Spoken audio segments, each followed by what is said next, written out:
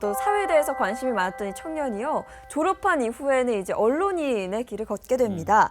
1965년 중앙일보 기자로 입사한 후에 2004년에 대표이사로 퇴임을 할 때까지 특파원, 편집국장, 발행인 등을 두루 거치셨거든요. 가장 기억에 남는 취재 내용이 있다면 어떤 기억이 좀 나실까요? 그 당시에는 제가 이제 이 신문 기자를 할 때는 지금처럼 그런 인터넷이 있는 것도 아니고, 그렇죠. 그때는 오로지 신문, 라디오, 그렇죠. TV 뿐이 없었어요. 또 TV는 신생 미디어였었고, 채널도 몇 개 없었고요. 채널도 몇 개 없었고, 또 신문도 많지 않았고. 예. 그래서 60년대의 어떤 60년대, 70년대, 80년대까지도 80년대 되면 이제 이 칼라 TV가 나오고 이제 이러지만은, 그래서 그 당시에는 이 언론에 대한 이 신뢰도도 많이 아주 컸었고, 또 그만큼 이제 그게 언론사 간의 어떤 그 경쟁도 굉장히 심했고, 이 가장 이제 이 기자들이 스트레스 받는 거는 특종 경쟁이었어요. 네네. 그때는 이제 이 조간과 속간 두 부류가 있는데, 한 번 특종에서 놓치면 하루가 늦는 거예요. 그렇죠.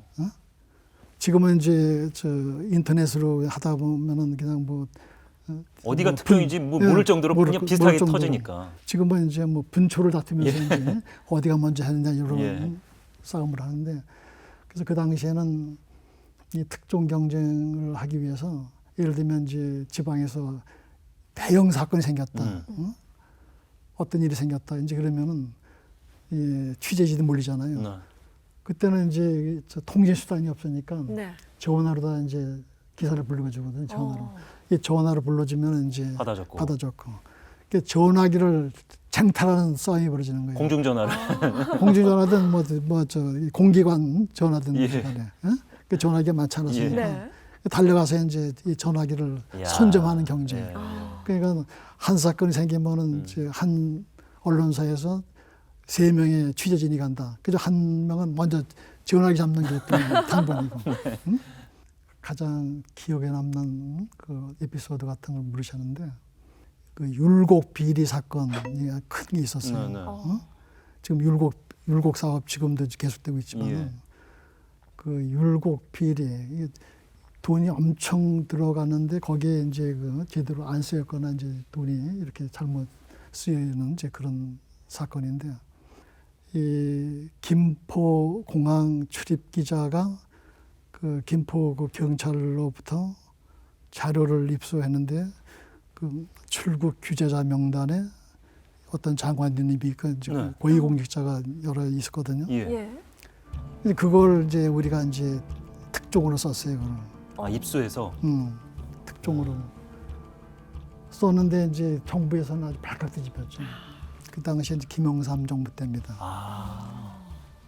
그 김영삼 정부 때인데 아주 발칵 뒤집어가지고 장관이 출국 규제자가 돼? 이게 엄청난 뉴스 아니에요? 어쨌든. 그렇죠. 그럼요. 뭔가 있구나, 비리가 있구나, 이렇게 생각할 수 있으니까. 읽는 톱으로 이제 크게. 나는 이제 그때 또 어디 가서 좀 강연을 하던 참인데, 신문이 나오고 난 다음에 이 난리가 나서 이제 들어가 보니까는 아주 그냥 그 기사여가지고.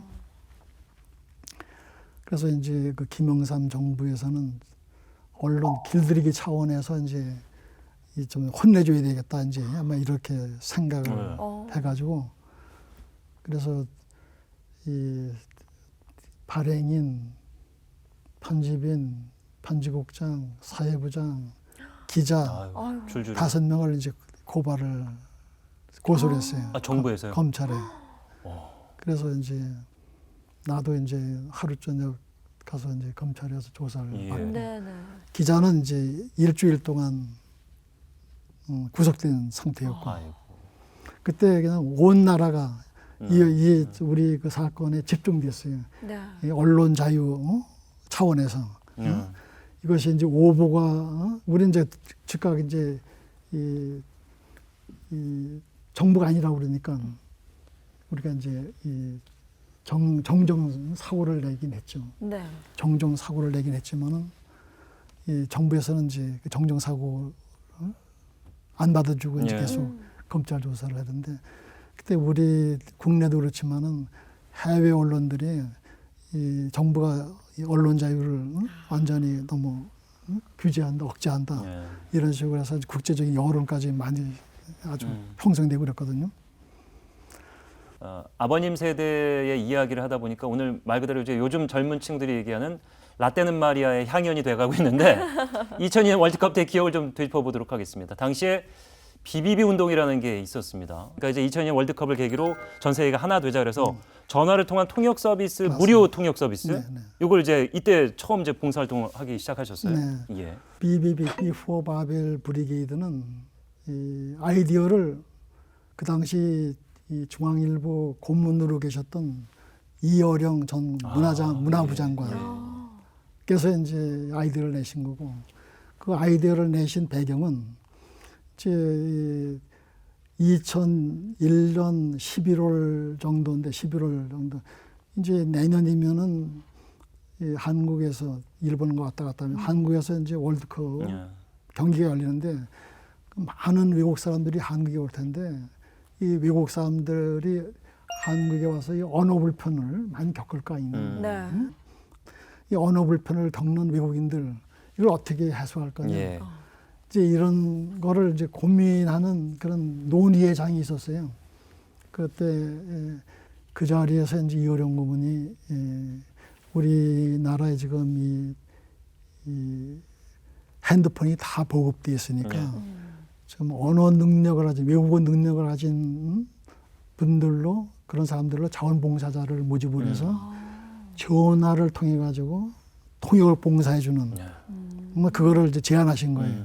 그것이 이제 비포 바벨 브리게이드인데 이 처음에는 그 개념 이해하기도 힘들고 그걸 구체적으로 어떻게 엮을지에 대해서 예. 이제 몰랐는데 이제 제가 이제 이 중앙일보 사장으로 있으면서 이제 중앙일보가 중심이 돼서 네.